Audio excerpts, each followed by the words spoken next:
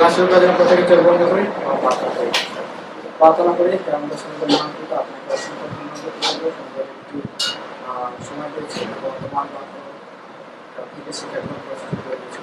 তোমার বাক্য স্বীকার করে বার্তাকে সুষ্ঠ হতে চাই।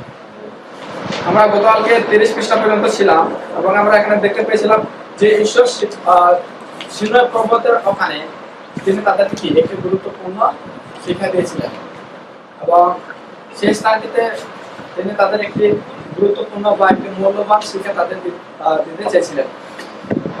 যেমন যেভাবে আমরা গতকালকে দেখেছি যে ঈশ্বর কিভাবে তিনি সে মরুভূমির মাঝে তাদেরকে খাবার দিতেন এবং সবকিছু তাদের পরিচর্যা করতেন, তার মধ্য দিয়ে তিনি তার নিজের মহিমাকে তার কাছে প্রকাশ করেছেন এবং তার যে মহত্তর কথাগুলো রয়েছে সেগুলো প্রচার করেছেন। আচ্ছা, 40-12 থেকে আছে। কে তার হাতের তালুতে পৃথিবীর সব জল মেপেছে, কিংবা তার বিঘত দিয়ে আকাশের সীমানা মেপেছে? কে পৃথিবীর ধুলা মাপের ঝুড়িতে ভরেছে, কিংবা দাড়িপাল্লার পাহাড় পর্বত ওজন করেছে? এখানে যদি দেখতে পাই যে এখানে প্রকৃতির কথাগুলো বলা আছে, ঠিক আছে। এমন কেউ আছে যে মহাকাশকে মনে করো বুঝতে পেরেছে বা পরিমাপ করতে পেরেছে যে এটা কত বড়? কেউ না। যে কেউ পেরেছে যে মনে করো পাহাড়কে তুলতে পারে নাই, কিন্তু অন্যান্য ধর্মগুলিতে তারা বলে যে পাহাড়কে তোলা যায়, কিন্তু তাদের বিষয় যে সেটা কতটা সত্য। কিন্তু আমরা এখানে দেখতে পাই যে একমাত্র ঈশ্বরই কি করতে পারেন, তিনি এইসবগুলো করতে পারেন, কারণ তিনি এগুলোকে সৃষ্টি করেছেন।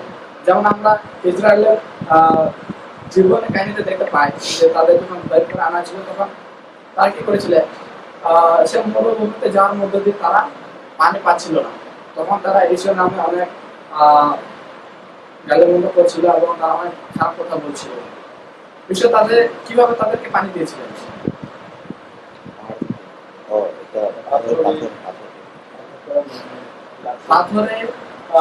পাথরের মধ্য দিয়ে তিনি তাদেরকে পানি দিয়েছিলেন। এখানে যদি দেখতে পাই যে ঈশ্বরের মহিমা বা ঈশ্বরের শক্তি কতটুকু সেটা আমরা এখানে দেখতে পাই। এই স্থানে ঈশ্বর তার মহিমা প্রকাশের মাধ্যমে ইসরায়েলকে তার চরিত্র ও তার কাজ এবং আজ্ঞা লঙ্ঘনের দর্শক গভীরভাবে প্রভাবিত করতে চাইলেন। তিনি তাদের দেখাতে চাইলেন যে তিনি যে ইসরায়েলরা যে ঈশ্বর আজ্ঞা লঙ্ঘন করেছে এবং তার চরিত্র এবং তার কাজের বা চরিত্র যেগুলো রয়েছে তাদের মধ্যে যে সেগুলো নেই, সেটা তিনি তাদের কাছে তুলে ধরেছেন এবং উপলব্ধি করতে সাহায্য করেছেন। কিন্তু আমরা যদি দেখি যে ইসরায়েলরা কি ছিল, এই শিক্ষাগুলোতে অনেক ধীরে ছিল, মানে তারা সেই শিক্ষাগুলো তারা ধারণ করতো, আবার কি করতো, তারা ভুলে যেত। যেমনটি ভাবে আমরা দেখতে পাই যে ঈশ্বর তাদেরকে সে মিশর দেশ থেকে নিয়ে এসেছে, তারপর তাদের খাবার দিয়েছে, পানি দিয়েছে, হাঁটার জন্য দিনের বেলা হাঁটার জন্য বিস্তম্ভ দিয়েছে, রাত্রে চলার জন্য তাদের বিস্তম্ভ দিয়েছে। তবুও তারা কি করতো, তারা বারবার পাপ করতো এবং ঈশ্বরের বিরুদ্ধাচরণ করতো, তারা ঈশ্বরের বাক্যগুলোকে অমান্য করতো। তারা আমরা এখানে দেখতে পাই যে ঈশ্বর যে তাদেরকে যে শিক্ষাটা দিয়েছিলেন, তারা সেই শিক্ষাটিকে গ্রহণ করতে অনেক দুর্বল ছিল বা দেরি করেছিল। মিশর দেশে ইসরায়েলরা ঈশ্বরের স্থানে বস্তু স্থাপন করে তার পূজা করত, আর এটি ছিল তাদের খুবই হিংস্বভাব। এখানে যার ফলে অদৃশ্য ব্যক্তির বিদ্যমানতা এবং চরিত্র কল্পনা করা কার্যকর হয়ে পড়েছিল। তাদের দুর্বলতার প্রতি দরদ অনুভব করে বিশ্ব তাদের নিকটে তার উপস্থিতির একটি চিহ্ন দিলেন। আমরা এখন জানবো যে ঈশ্বর তাদের একটি চিহ্ন দিয়েছিলেন, কারণ আমরা যদি দেখি যে ইসরায়েলরা যখন মিশরে ছিল, তারা একটি বস্তুকে তারা ঈশ্বর ভেবে কি করতো, পূজা করতো, বা তাদের কোনো একটি নির্দিষ্ট মন্দির ছিল না, বা ঈশ্বরকে ডাকার জন্য একটি নির্দিষ্ট কোনো স্থান ছিল না। তাই ঈশ্বর চাইলেন যেন তিনি তাদের কি করতে পারেন, তিনি তাদের মাঝে যেন বসবাস করতে পারেন এবং তারা যেন তার নিকটে আসতে পারে, সেই জন্য তিনি তাদের একটি চিহ্ন দিলেন। আর সেই চিহ্নটি আমরা দেখতে পাই যাত্রা পুস্তক 25 অধ্যায় 8 পদ।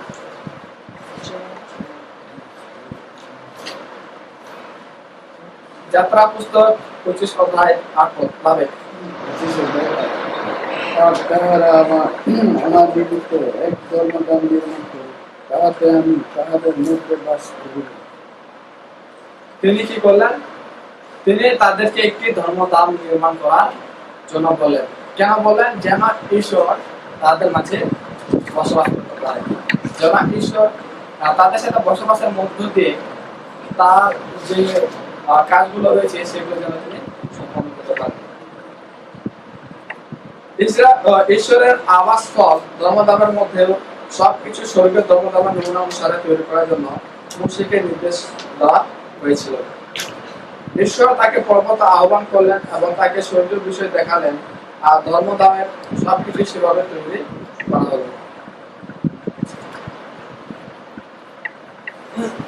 আর আমরা এটি দেখতে পাই যাত্রা পুস্তক 31 অধ্যায় দেখতে পাই যে ঈশ্বর কিভাবে তাদেরকে নির্দেশ দিয়েছিল, এবং দেখতে পাই যে যাত্রা পুস্তক 25 অধ্যায় থেকে 31 অধ্যায় পর্যন্ত এই অধ্যায়গুলোতে মুশিকে দেখানো হয়েছিল যে যে স্বর্গীয় যে একটি ধর্মধাম রয়েছে সেই অনুসারে কিভাবে পৃথিবীতে একটি ধর্মধাম তৈরি করতে পারে।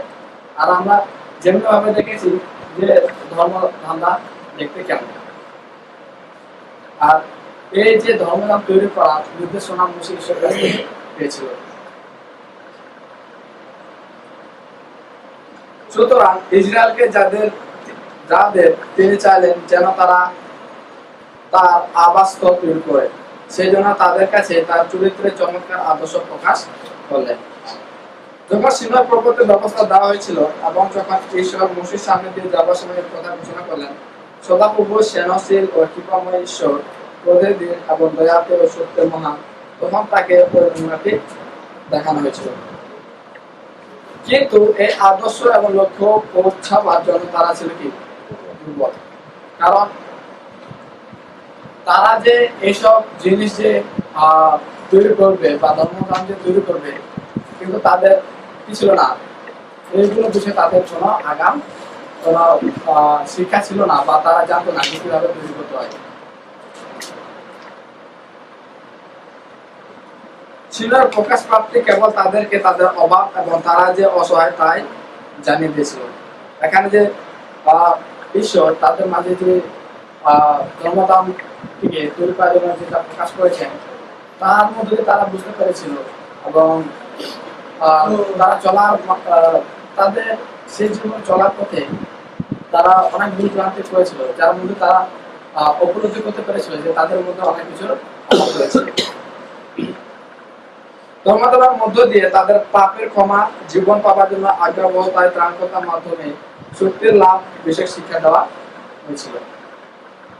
এটা আমরা মনে রাখি যে ধর্মধামের মধ্য দিয়ে তাদের পাপের ক্ষমা, জীবন পাবার জন্য আজ্ঞাবহতায় ত্রাণকর্তার মাধ্যমে সত্যের লাভ বিশেষ শিক্ষা দেওয়া হয়েছিল। আমরা তাহলে এখানে দেখতে পাই যে তারা ভুলে গেছিল যে তাদের পাপের জন্য কি করতে হয়, ভুলে উৎসর্গ করতে হয়। কারণ আমরা দেখি যে আদম্য পাপের মধ্যে যে আমরা মৃত্যুতে আমাদের জীবনে মৃত্যু আসে, আর এই যে অবাধ্যর কারণে তাদের জীবনে কি আসতো, মৃত্যু আসতো, কিন্তু এই মৃত্যু থেকে রক্ষা করার জন্য কি করা লাগতো, তাদেরকে বলে উৎসর্গ করা লাগতো। আর এই যে উৎসর্গ করার জন্য বা ঈশ্বরের বা যীশু খ্রিস্টের যে চিহ্নটি রয়েছে সেই শিক্ষাটি দেওয়ার জন্য এই ধর্মধামটি প্রতিষ্ঠিত করা ছিল। খ্রিস্টের মাধ্যমে সে উদ্দেশ্য পূর্ণ হবে, এবং ধর্মধামে ছিল তার চমৎকার গৃহটি, চকচকে সোনার দেওয়াল, পর্দার মেঘধনু এবং দূতের আকৃতির অঙ্কিত, বিরামহীন জ্বলন্ত ধূপের গন্ধ, শুভ্র পোশাক পরিহিত যাজক, ধর্মধামের অভ্যন্তরে গভীর রহস্য, অনুগ্রহ সিংহাসনের উপরে আরাধনারত উত্তরের মধ্যস্থানে পবিত্রতমের মহিমা ছিল তার প্রতি।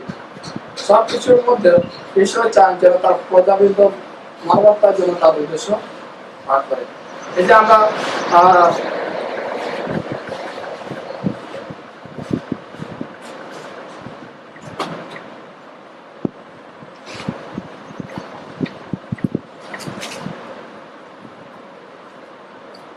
যেমন দেখেছি যে ধর্মদান, ঠিক আছে, এটা হচ্ছে ধর্মদানের কি ছিল, দুইটি অংশ ছিল, এবং এখানে একটি ব্যক্তি ছিল তারপর প্রাক্তন পাত্র ছিল, তারপর এটা হচ্ছে পর্দা বা দরজা বলতে পারি যেটা, ঠিক আছে, প্রবেশ পথ।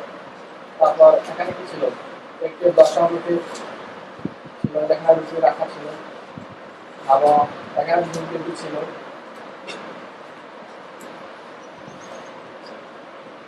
তারপরে এর পাশে সাথে দুর্গটি ছিল।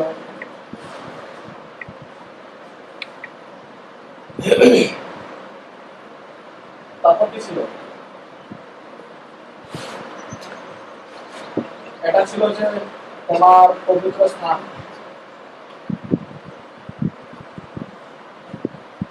আর এটা হচ্ছে মহাপবিত্র স্থান।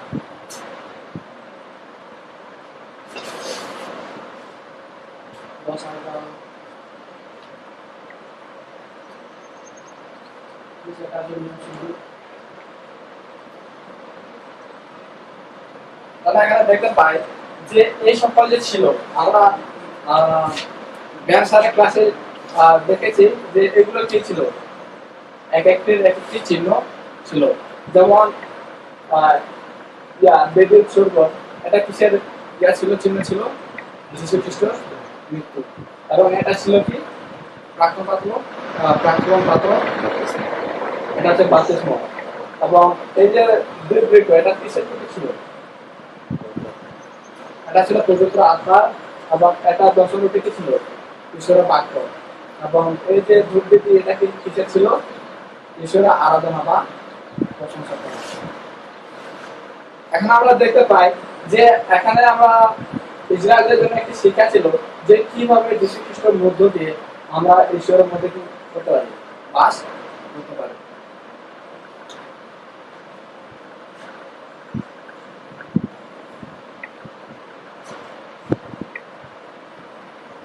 আর এই একই উদ্দেশ্য যা দীর্ঘকাল পরে পূর্বের মাধ্যমে তুলে ধরা হয়েছে, যে বিষয়ে পবিত্র আত্মা বলছে। এখন ওই সময়ে তাদের আক্ষরিকভাবে কি করে দেওয়া হয়েছিল, এই ধর্মদানকে প্রতিষ্ঠিত করা হয়েছিল। ধর্মদান কি যে যীশু খ্রিস্টের মানে মৃত্যুর পরে ছেলেকে নাকি না আসার আগে ধর্মদান আচ্ছা, আমরা যদি বাইবেলে দেখি যে যীশু খ্রিস্ট আসছে হচ্ছে ইসরায়েলদেরকে যখন মিশর দেশ থেকে যখন বের করে আনা হচ্ছিল, এবং সিনাই পর্বত নামে একটি স্থান ছিল, সেই স্থানে তাদেরকে এই ধর্মদানটি দেওয়া হয়েছিল। তাহলে এখানে এটা না, এটা তো যীশু খ্রিস্টের যে মৃত্যুর কথা বলা হয়েছে, এটা হচ্ছে মনে করে এক একটা চিহ্ন ছিল, ঠিক আছে। চিহ্ন বলতে কি, ওই সময় তারা আক্ষরিক ভাবে এগুলো পালন করতো, এগুলোর মধ্য দিয়ে তারা তাদের পাপ গুলো ক্ষমা পেত, ঠিক আছে। যেমন আমরা দেখেছি যে আমরা পাপের মধ্যে কি হয়েছে, আমাদের মাঝে মৃত্যুটি চলে আসছে। এখন তারা যখন ওই সময় পাপ করতো, তখন ওই পাপের জন্য তাদেরকে বলি উৎসর্গ করা হতো, ঠিক আছে। এবং সেগুলো এখানে আবার এখানে সূচি করার পর এখানে উৎসর্গ করানো হতো।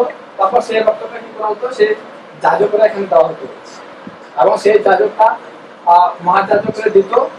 আর সেই মহাযাজক বছরে একবার পবিত্র স্থানে গিয়ে সেই নিয়ম শিল্পীকে ওখানে পর্দায় একটা পাপাবরণ পর্দা আছে, সেখানে ছিটাতো, যার মধ্য দিয়ে ঈশ্বর তাদেরকে ক্ষমা করে দিতেন।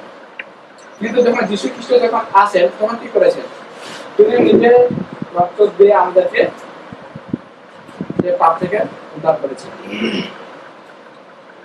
এখন এই যে ধর্মদানের এই যে চিত্রটি, ঠিক আছে, এই চিত্রটি তখন আক্ষরিক ভাবে, কিন্তু বর্তমানে এই মন্দির থেকে, এটা একটি কি ছিল, একটি মন্দির ছিল, স্বর্গীয় মন্দির ছিল, কিন্তু এটা পৃথিবীতে সেই ইসরায়েলদেরকে দেওয়া ছিল, যাতে করে তারা বুঝতে পারে এবং যে কিভাবে তাদের পাপ ক্ষমা করতে, না পাপের জন্য ক্ষমা, তারা কিভাবে সেই পাপের জন্য ক্ষমা পেতে পারে, ক্ষমা পায়, এই শিক্ষাটা তাদেরকে দেওয়ার জন্য। কিন্তু আমরা নতুন নিয়মে দেখি যে পল কি করেছেন, ফুলের প্রথম করন্থীয় 3:16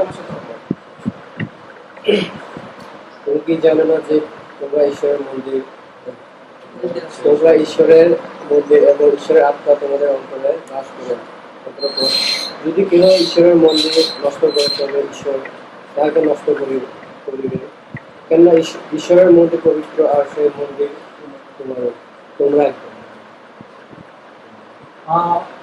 আমরা দেখতে পাই যে এই যে ধর্মদান, ঠিক আছে, এই যে মন্দির, এই মন্দিরটাকে এখন আমাদের এখন কি নির্দেশ করে? এটি আমাদের অন্তর বা আমাদের দেহকে নির্দেশ করে, যেখানে পবিত্র আত্মা বাস করে।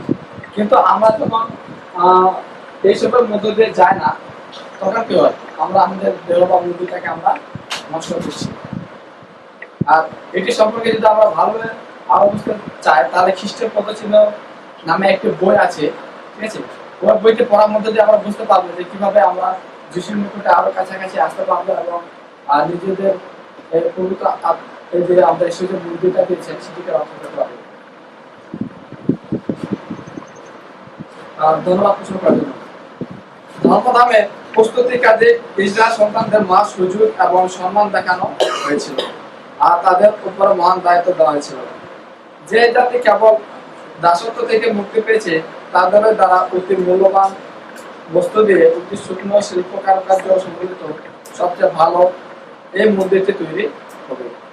এটি ছিল বিস্ময়কর এবং বিশাল একটি কর্মদায়িত্ব, কিন্তু যিনি এই উপাসনা ঘরটি তৈরির পরিকল্পনা নকশা দিয়েছিলেন, তিনি নির্মাতাদের সঙ্গে সহযোগিতার প্রতিশ্রুতি দিয়েছিলেন। আর আমরা দেখি যাত্রা 31 থেকে 7। বৎসলের নাম ধরিয়া ডাকিলাম, আর আমি তাহাকে ঈশ্বরের আত্মায় জ্ঞানে বুদ্ধিতে বিদ্যায় ও সর্বপ্রকার শিল্প কৌশলে পরিপূর্ণ করিলাম, যাহাতে সেই কৌশলের কার্য কল্পনা করিতে পারে, স্বর্ণ রূপ ও পিতলের কার্য করিতে পারে, খচনার্থক মণি কাটিতে কাস্ত খুঁড়িতে ও সর্বপ্রকার শিল্প কার্য করিতে পারে। আর দেখো, আমি দান বংশজাত অহিসামকের পুত্র ওহলিয়াবকে তাহার সহকারী করিয়া দিলাম, এবং সকল দীর্ঘমনা লোকের হৃদয়ে বিজ্ঞতা দিলাম। অতএব আমি তোমাকে যাহা যাহা আজ্ঞা করিয়াছি, সেই সমস্ত তাহারা নির্মাণ করে দেবে। সারা ক্লাসে আমরা শিখতে পেরেছিলাম যে এই যে ধর্মধর্ম তৈরি করা হয়, তখন শুধু তারা মানুষরা কি করেনি বা ইসরায়েলরা কি করেনি, তারা নিজেরাই সেই ধর্মধামটি নির্মাণ করেনি। আমরা যদি শেষে দেখি যে তিনি তাদের কি করেছিলেন, তাদের সাহায্য করেছিলেন, এবং তিনি তাদের মুশিকে বলে দিয়েছিলেন যে কাদের কাদের মধ্য দিয়ে তিনি সে ধর্মধামটি নির্মাণ করতে চান। আর এখানে দেখি যে তিনি যাদেরকে বেছে নিয়েছিলেন তাদেরকে কি করেছিলেন, আশীর্বাদ দিয়েছিলেন এবং তাদেরকে জ্ঞান দিয়েছিলেন, যাতে করে তারা নিখুঁত ভাবে তারা যেন সেই ধর্মধামটি করতে পারে, তৈরি করতে পারে।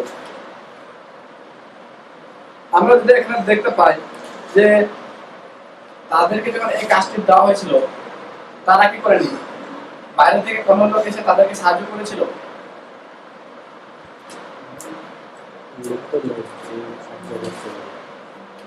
কারণ ওই সময় তারাই ছিল, ঠিক আছে, এবং তারা কি করেছিল, সেই ধর্মধামটি তৈরি করার জন্য যেগুলো আসবাবপত্র লাগে বা সোনা লাগে বা রূপা লাগে, যেগুলো এখানে দেওয়া আছে, তারা প্রত্যেকজন কি করেছে, সেগুলো নিজের ঘর থেকে এনে দিয়েছিল, এবং তার মধ্যে দিয়ে সেগুলোকে পোড়ানোর মধ্যে দিয়ে তারা তৈরি করেছিল।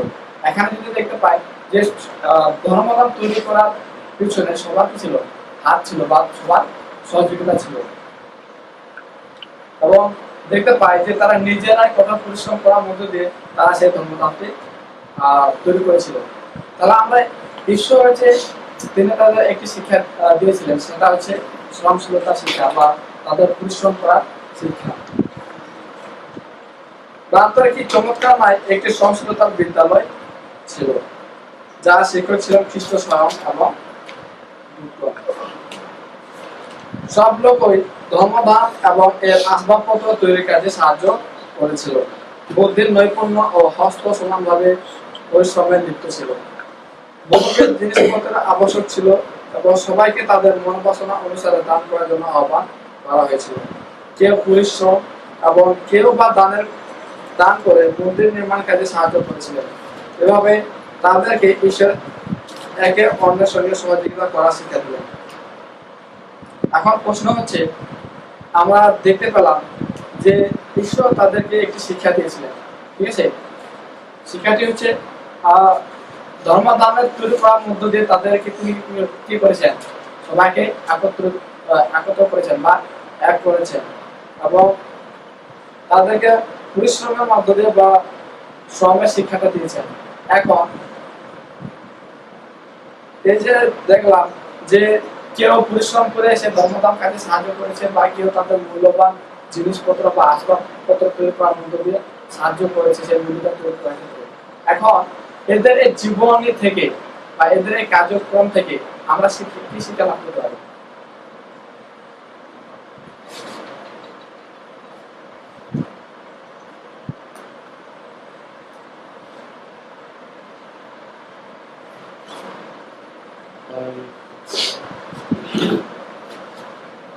এখানে আমরা দেখলাম যে ঈশ্বরের ধর্মধাম তৈরি করার জন্য ঈশ্বর যে কেউকে বেছে নেয়নি।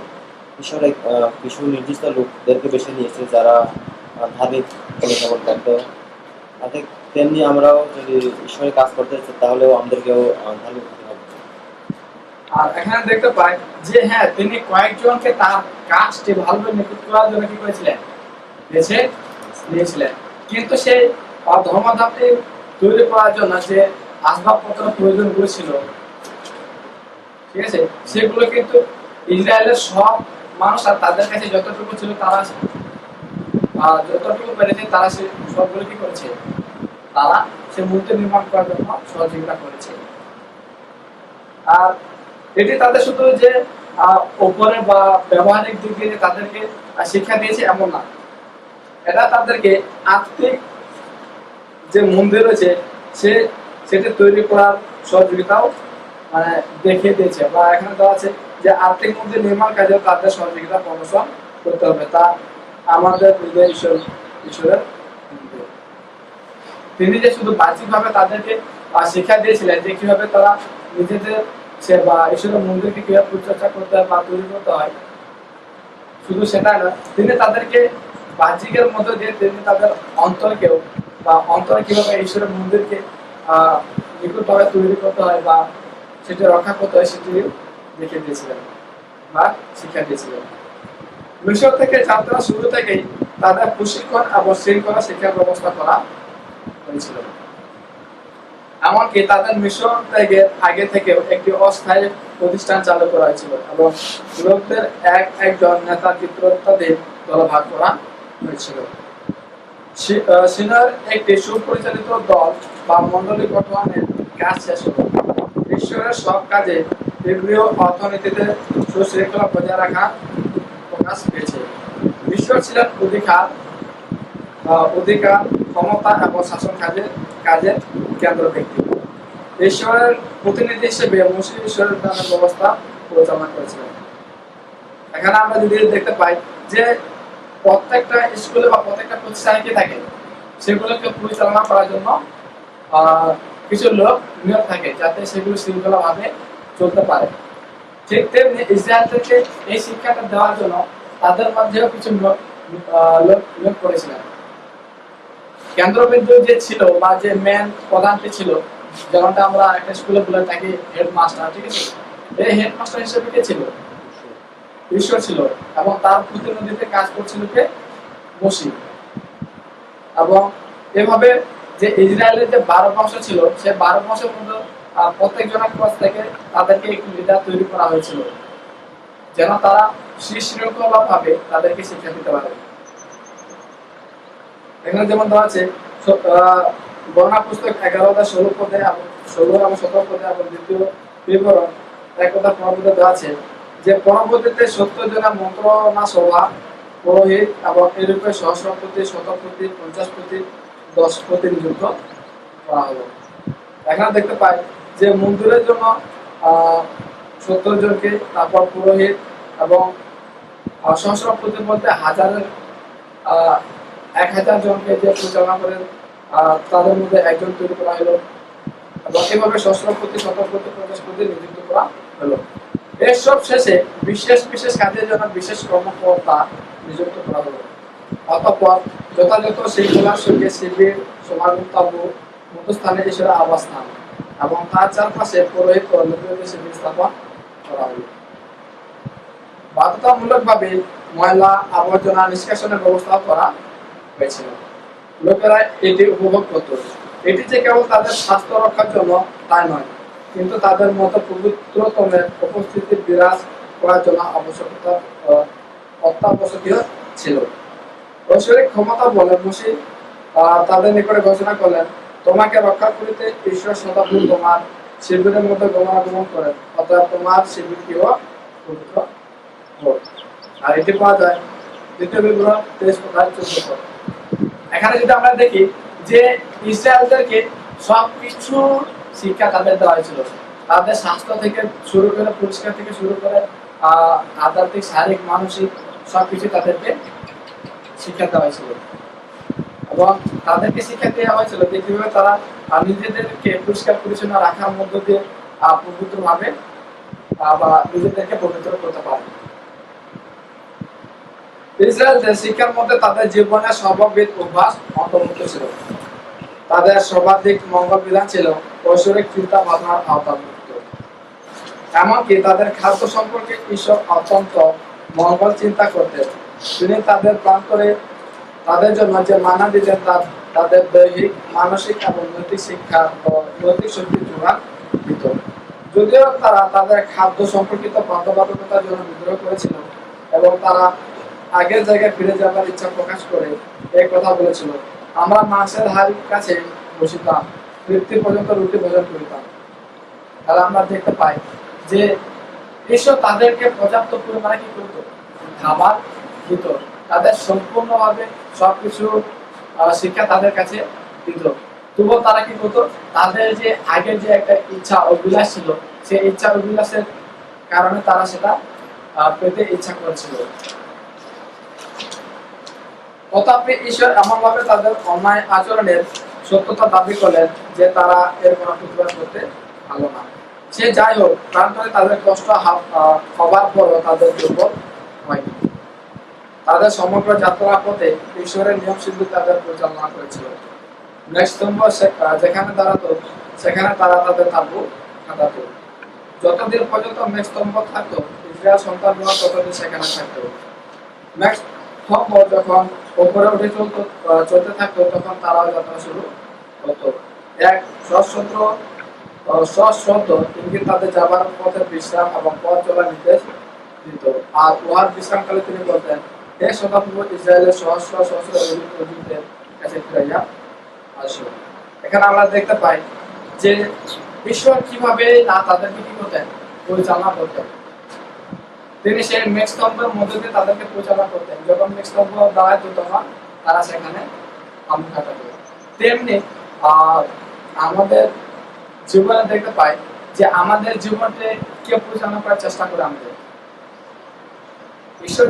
যীশু খ্রিস্ট যখন পুনরুত্থানের পরে যখন স্বর্গে চলে যান, তখন কি করেছিলেন, তিনি আমাদের জন্য একজন সহায়ক আত্মাকে পাঠিয়ে দিয়েছিলেন, যিনি আমাদের কি করেন, আমাদের জীবনে চলাপথে সাহায্য করেন, যেমনটি ঈশ্বর ইসরায়েলদেরকে এখানে সাহায্য করেছিলেন। এখানে আমরা একটি জিনিসও দেখতে পাই যে ইসরায়েলরা যাত্রা পথে কি করেছিল, গান করেছিল। যাত্রা পুস্তক 15:21। তখন মরিয়ম লোকদের কাছে এই দোয়া গাইলেন, তোমরা সদাপ্রভুর উদ্দেশ্যে গান করো, কেননা তিনি মহিমান্বিত হইলেন, তিনি অশ্ব ও তদারোহীকে সমুদ্রে নিক্ষেপ করিলেন। এখানে দেখতে পাই যে এখানে সে ঘটনার সময় দেওয়া আছে যখন তারা সে ফেরাউনের কাছ থেকে কি হয়েছিল, বিজয়ী হয়েছিল, বা ফেরাউনের হাত থেকে তারা রক্ষা পেয়েছিল। যাত্রাপথে প্রায় এই সঙ্গীত পুনরাবৃত্তি করা হতো, তাদের হৃদয় উদ্দীপিত হতো এবং যাত্রীদের হৃদয়ে বিশ্বাস উদ্দীপিত হতো। সিনাই পর্বতে দেওয়া 10 আজ্ঞা ঈশ্বরের অনুগ্রহের প্রতিজ্ঞা এবং তাদের মুক্তির জন্য ঈশ্বরের আশ্চর্য কাজগুলো ঐশ্বরিক নির্দেশ ক্রমে গানের মাধ্যমে প্রকাশ করা হতো এবং বাদ্যযন্ত্রের সঙ্গে সঙ্গে সুর করে তা আবৃত করা হতো। লোকেরা প্রশংসা লোভে তালে তালে পা ফেলে সামনের দিকে এগিয়ে যেত। এভাবে পুঁতির মধ্যে তাদের দুঃখ কষ্ট ও সংকটের চিন্তা রাশি ভুলে যেত এবং তাদের যাত্রাপথে দুঃখ কষ্ট ক্লান্তি এবং প্রচন্ড আলোড়নের মনোভাব উপশম হতো। সত্যের নীতিমালা তাদের স্মৃতিপটে রূপিত হতো এবং তাদের বিশ্বাস দৃঢ় হতো। তাদের কাজের সুর, সঙ্গীত, একতা এবং শৃঙ্খলা শিক্ষা দিয়েছিল এবং লোকদের ঈশ্বরে এবং একে অন্যের কাছাকাছি এনেছিল। এখানে আমরা দেখতে পাই যে তারা গানের মধ্য দিয়ে ঈশ্বরের প্রশংসা করেছিল এবং গানের মধ্য দিয়ে তারা যে শিক্ষাটা পেয়েছিল সেটা হচ্ছে কি, গানের মধ্য দিয়ে আমরা যখন দুঃখে থাকি বা কষ্ট থাকি তখন আমরা যখন গান করি বা ঈশ্বরের প্রশংসা করি তখন কি হয়, আমাদের মধ্যে যে দুঃখ কষ্টটা থাকে সেটি উপশম হয় বা শেষ হয়ে যায়। ঠিক তেমনি ইসরায়েলরা তাদের চলার পথে তাদের জীবনে অনেক দুঃখ কষ্ট হয়েছিল এবং সংকটে পড়তে হয়েছিল, কিন্তু তারা কি করেছিল, এই গানের মধ্য দিয়ে তারা ঈশ্বরের উপাসনার মধ্য দিয়ে তাদের এই যে দুঃখ কষ্ট ক্লান্তিকে তারা ভুলে গেছিল বা উপশম করতে পেরেছিল এবং এই গানের মধ্য দিয়ে তারা সত্যের যে নীতিমালাগুলো রয়েছে তারা তাদের জীবনে স্মরণে রাখতো এবং সেগুলোর মধ্য দিয়ে তারা নিজেদেরকে পরিচালিত করতো এবং নিজেদেরকে পরিবর্তন করতো এবং যে শৃঙ্খলা একতা রয়েছে তা শিক্ষা পেত। এই গানের মধ্য দিয়ে ঈশ্বর তাদের সুর, সঙ্গীত, একতা এবং শৃঙ্খলা শিক্ষা দিয়েছিল এবং ঈশ্বর এবং ইসরায়েলদের যে আরো ঈশ্বরের নিকটে আরো অনেক কাছে নিয়ে এসেছিল। ঠিক তেমনি এই গানের মধ্য দিয়ে আমরা ঈশ্বরের কাছাকাছি আসতে পারি এবং আমাদের জীবনে যে দুঃখ যাতনা রয়েছে সেগুলো ভুলে গিয়ে আমরা ঈশ্বরের মহিমা বুঝতে পারি। কারো প্রশ্ন বা মতামত রয়েছে?